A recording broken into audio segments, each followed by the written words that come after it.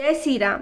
अयोध्या कांड का 20वां सर्ग। राजा दशरथ की अन्य रानियों का विलाप, श्री राम का कौशल्या के भवन में जाना और उन्हें अपनी वनवास की बात बताना, कौशल्या का अचेत होकर गिरना और श्री राम के उठा देने पर उनकी ओर देखकर विलाप करना।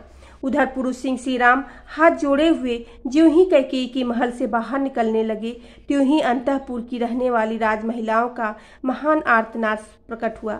वे कह रही थी, हाय, जो पिता की आज्ञा न देने पर भी समस्त अंतःपुर के आवश्यक कार्यों में स्वतः संलग्न रहते थे, जो हम लोगों के सहारे और रक्षक थे, वे श्री राम आज वन को चले जाएंगे। वे रघुनाथ जी जन्म से ही अपनी माता कौशल्या के प्रति सदा जैसा व्यवहार रखते थे, वैसा ही हमारे साथ भी करते थे। जो कठोर बात कह देने पर भी कुपित नहीं होते थे, दूसरों के मन में क्रोध उत्पन्न करने वाली बातें नहीं बोलते थे, तथा जो सभी रूठे हुए व्यक्तियों को मना लिया करते थे, वे ही श्री राम आज यहाँ से वन को चले जाएंगे। बड़े खेद की बात है कि हमारे महाराज की बुद्धि मारी गई। ये इस समय संपूर्ण जीव जगत का विनाश करने पर तुले हुए हैं, तभी तो ये समस्त प्राणियों के जीवनाधार श्री राम का परित्याग कर रहे हैं। इस प्रकार समस्त रानियां अपने पतियों को कोसने लगी और बिछड़ों की से बिछड़ी हुई गौओं की तरह उच्च स्वर से क्रंदन करने लगी। अंतःपुर का वह भयंकर अर्थनाद सुनकर महाराज दशरथ ने पुत्र शोक से संतप्त हो लज्जा के मारे बिछौने में ही अपने को छिपा लिया। इधर जितेंद्रीय श्री रामचंद्र जी स्वजनों के दुख से अधिक खिन्न होकर हाथी के समान लंबी सांस खींचते हुए भाई लक्ष्मण के साथ माता के अंतःपुर में गए। वहां उन्होंने उस घर के दरवाजे पर एक परम पूजित वृद्ध पुरुष को बैठा हुआ देखा और दूसरे भी बहुत से मनुष्य वहां खड़े दिखाई दिए। वे सबके सब विजयी वीरों में श्रेष्ठ रघुनंदन श्री राम को देखते ही जय जयकार करते हुए उनकी सेवा में उपस्थित हुए और उन्हें बधाई देने लगे। पहली ड्योढ़ी पार करके जब वे दूसरी में पहुंचे, तब वहां उन्हें राजा के द्वारा सम्मानित बहुत से वेदज्ञ ब्राह्मण दिखाई दिए। उन वृद्ध ब्राह्मणों को प्रणाम करके श्री रामचंद्र जी जब तीसरी ड्योढ़ी में पहुंचे, तब वहां उन्हें द्वार रक्षा के कार्य में लगी हुई बहुत सी नवव्यवस्था एवं वृद्ध अवस्था वाली स्त्रियां दिखाई दी। उन्हें देखकर उन स्त्रियों को बड़ा हर्ष हुआ। श्री राम को बधाई देकर उन स्त्रियों ने तत्काल महल के भीतर प्रवेश किया और तुरंत ही श्री रामचंद्र जी की माता को उनके आगमन का प्रिय समाचार सुनाया। उस समय देवी कौशल्या पुत्र की मंगल कामना से रात भर जागकर सवेरे एकाग्रचित हो भगवान विष्णु की पूजा कर रही थी। वे रेशमी वस्त्र पहनकर बड़ी प्रसन्नता के साथ निरंतर व्रत परायण होकर मंगल कृत्य पूर्ण करने के पश्चात मंत्रोच्चारण पूर्वक उस समय अग्नि में आहुति दे रही थी। उसी समय श्री राम ने माता के शुभ अंतःपुर में प्रवेश करके वहां माता को देखा। वे अग्नि में हवन करा रही थीं। रघुनंदन ने देखा तो वहां देव कार्य के लिए बहुत सी सामग्री संग्रह करके रखी हुई थी। दही, अच्छत, घी, मोदक, हविष, धान का लावा, सफेद माला, खीर, खिचड़ी, समधा और भरे हुए कलश, ये सब वहां दृष्टिगोचर हुए थे। उत्तम कांति वाली माता कौशल्या सफेद रंग की रेशमी साड़ी पहने हुए थी। वे व्रत के अनुष्ठान से दुर्बल हो गई थी और इष्ट देवता का तर्पण कर रही थी। इस अवस्था में श्री राम ने उन्हें देखा। माता का आनंद बढ़ाने वाले प्रिय पुत्र को बहुत देर के बाद सामने उपस्थित देख कौशल्या देवी बड़े हर्ष में भरकर उसकी ओर चली, मानो कोई घोड़ी अपने बछड़े को देखकर बड़े हर्ष के साथ उसके पास आई हो। श्री रघुनाथ जी ने निकट आई हुई माता के चरणों में प्रणाम किया और माता कौशल्या ने उन्हें दोनों भुजाओं से कसकर छाती से लगा लिया तथा बड़े प्यार से उनका मस्तक सूंघा।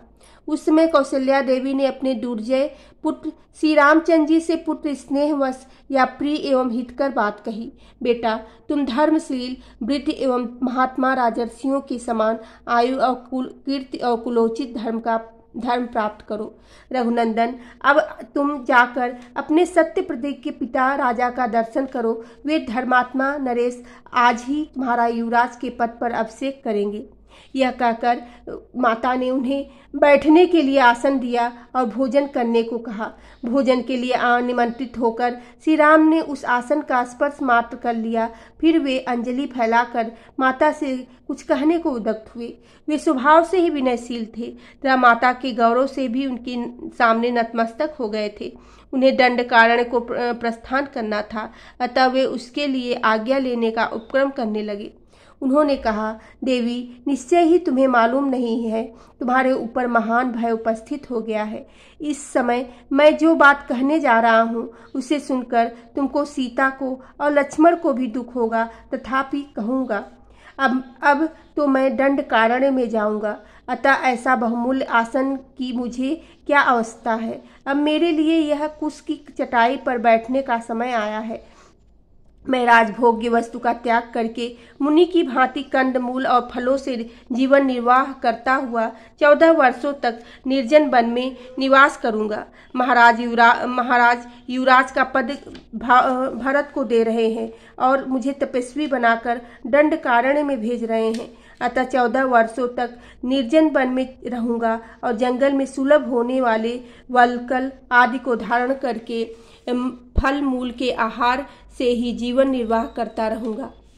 यह अप्रिय बात सुनकर वन में फरसे से काटी हुई साल वृक्ष की शाखा के समान कौशल्या देवी सहसा पृथ्वी पर गिर पड़ी, मानो स्वर्ग से कोई देवांगना भूतल पर आ गिरी हो। जिन्होंने जीवन में कभी दुख नहीं देखा था, जो दुख भोगने के योग्य ही नहीं थी, उन्हीं माता कौशल्या को कटी हुई कदली की भांति अचेत अवस्था में भूमि पर पड़ी देख श्री राम ने हाथ का सहारा देकर उठाया। जैसे कोई घोड़ी पहले बड़ा भारी बोझ ढोर चुकी हो और थकावट दूर करने के लिए धरती पर लोट-पोट कर उठी हो, उसी तरह उठी हुई कौशल्या जी के समस्त अंगों में धूल लिपट गई थी और वे अत्यंत दीन दशा को पहुंच गई थी।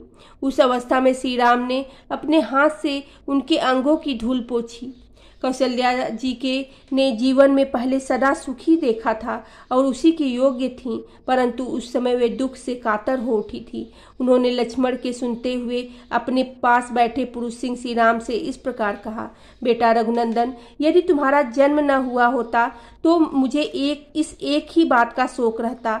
आज तो मुझ पर इतना भारी दुख आ पड़ा है, इसे बंध्या होने पर मुझे नहीं देखना पड़ता। बेटा, बंध्या को एक मानसिक शोक होता है, उनके मन में यह संताप बना रहता है कि मुझे कोई संतान नहीं है, इसके सिवा दूसरा कोई दुख उसे नहीं होता। बेटा, राम पति के बहुत प्रभुत्व काल में एक ज्येष्ठ पत्नी को जो कल्याण या सुख प्राप्त होना चाहिए वह मुझे पहले कभी नहीं देखने को मिला।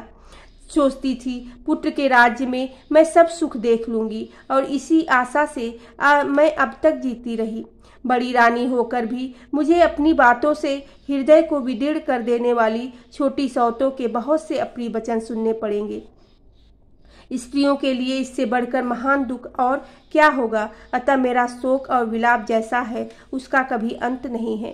तात, तुम्हारे निकट रहने पर भी मैं इस प्रकार सौतों से तिरस्कृत रही हूँ, फिर तुम्हारे परदेश चले जाने पर मेरी क्या दशा होगी। उस दशा में तो मेरा मरण ही निश्चित है। पति की ओर से मुझे सदा अत्यंत तिरस्कार अवस्था कड़ी फटकार ही मिली है, कभी प्यार और सम्मान नहीं प्राप्त हुआ है। मैं कैकेयी की दासियों के बराबर अथवा उनसे भी गई बीती समझी जाती हूँ। जो कोई मेरी सेवा में रहता या मेरा अनुसरण करता है वह भी कैकेयी के बेटे को देखकर चुप हो जाता है, मुझसे बात नहीं करता है। बेटा, इस दुर्गति में पड़कर मैं सदा क्रोधी स्वभाव के कारण कटु वचन बोलने वाली उस कैकेयी के मुख को कैसे देख सकूंगी। रघुनंदन, तुम्हारे उपनयन रूप द्वितीय जन्म लिए 17 वर्ष बीत गए, अर्थात तुम अब 27 वर्ष के हो गए। अब तक मैं यहाँ यही आशा लगाए चली आ रही थी कि अब मेरा दुख दूर हो जाएगा। राघव, अब इस बुढ़ापे में इस तरह सौतों का तिरस्कार और उससे होने वाले महान अच्छे दुख को मैं अधिक काल तक नहीं सह सकती। पूर्ण चंद्रमा के समान तुम्हारे मनोहर मुख को देखे बिना मैं दुखनी दयनीय जीवन वृत्त से रहकर कैसे निर्वाह करूंगी। बेटा, यदि तुझे इस देश से निकाल ही जाना है तो मुझे भाग्यहीन ने बारंबार उपवास, देवताओं का ध्यान तथा बहुत से परिश्रमजनक उपाय करके व्यर्थ ही तुम्हारा इतने कष्ट से पालन पोषण किया है। मैं समझती हूँ कि निश्चय ही यह मेरा हृदय बड़ा कठोर है, जो तुम्हारे बिछोह की बात सुनकर भी वर्षा काल के नूतन काल के प्रवाह से टकराए हुए महानदी की कगार की भांति फट नहीं जाती है। निश्चय ही मेरे लिए कभी कहीं मौत नहीं है, यमराज के घर में भी मेरे लिए जगह नहीं है। तभी तो जैसे किसी रोती हुई मृगों को सिंह जबरदस्ती उठा ले जाता है, उसी प्रकार यमराज मुझे आज ही उठा ले जाना नहीं चाहता है। अवश्य ही मेरा कठोर हृदय लोहे का बना हुआ है, जो पृथ्वी पर पड़ने पर भी न तो फटता है न टूक टूक हो जाता है। इसी दुख से व्याप्त हुए इस शरीर के भी टुकड़े टुकड़े नहीं हो जाते। निश्चय ही मृत्युकाल आए बिना किसी का मरण नहीं होता है। सबसे अधिक दुख की बात तो यह है कि पुत्र के सुख के लिए मेरे द्वारा किए गए व्रत, दान और संयम सब व्यर्थ हो गए। मैंने संतान की हित कामना से जो तप किया वह भी ऊसर के बोए हुए बीज की भांति निष्फल हो गया। यदि कोई मनुष्य भारी दुख से पीड़ित हो असमय में ही अपनी इच्छा के अनुसार मृत्यु पा सके, तो मैं तुम्हारे बिना अपने बिछड़े से बिछुड़ी हुई गाय की भांति आज ही यमराज की सभा में चली जाऊं। चंद्रमा के समान मनोहर मुख कांति वाले श्री राम, यदि मेरी मृत्यु नहीं होती तो तुम्हारे बिना यहाँ व्यर्थ कुत्सित जीवन क्यों बिताऊं। बेटा, जैसे गौ दुर्बल होने पर भी अपने बछड़े के लोभ से उसके पीछे पीछे चली जाती हैं, उसी प्रकार मैं भी तुम्हारे साथ ही बन को चली चलूंगी। आने वाले भारी दुख को सहने में असमर्थ हो महान संकट का विचार करके सत्य के ध्यान में बंधे हुए अपने पुत्र श्री रघुनाथ जी की ओर देखकर माता कौशल्या उस समय बहुत विलाप करने लगी, मानो कोई किन्नरी अपने पुत्र को बंधन में पड़ा हुआ देखकर बिलख रही हो। बोलो सियावेरी रामचंद्र की जय, पेवेने सुते हेनु माने की जय।